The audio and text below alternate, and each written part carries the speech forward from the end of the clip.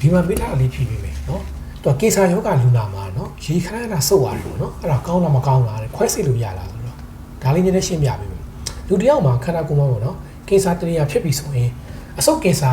ကိုယ်တိုင်ကလည်းအဆုတ်ထဲမှာရေခဏခဏပြည့်တာဖြစ်နိုင်တယ်လို့တခြားခန္ဓာကိုယ်ရဲ့ဒီကလီဇာတွေကနေမှာကေဆာဖြစ်ရင်လည်း secondary လို့ခေါ်တော့ပေါ့အဆုတ်ကိုလာပြတ်ပြီးတော့အဆုတ်မှာဒီအရေဝိုင်းတာဖြစ်နိုင်တယ်ပေါ့နော်ဒါကြောင့်ဒီအဆုတ်မှာရေရှိတယ်ဆိုရင်တော့ကုသမှုကဘယ်လိုကုသမလဲဆိုရင်တော့တက်ဆိုင်ရာ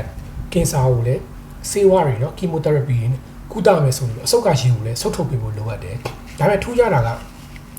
ကင်ဆာကြောင့်ဖြစ်တဲ့အဆုတ်မှာရေဝိုင်းတာများတော့အဖြစ်အရေးဒီခဏခဏမြင်မြင်နဲ့ပြန်ပြီးတော့ပြည့်တတ်တယ်တော့တွေးအယောင်တွေပါတယ်ပါတတ်တယ်ဒါကြောင့်ခဏခဏမြင်မြင်ပြည့်တဲ့အတွက်ကြောင့်ခဏခဏပြန်ပြီးတော့စုပ်ရတာရှိတယ်ပေါ့နော်အကယ်၍ဒီလိုမျိုးခဏခဏစုပ်ရတာခက်တယ်ဆိုရင်တော့တချို့ဒီအဆုတ်ယောဂအထူးကူတွေဘာတွေလုပ်လဲဆိုရင်တော့ဒီပေါ့နော်ကျွန်တော်တို့ဒီ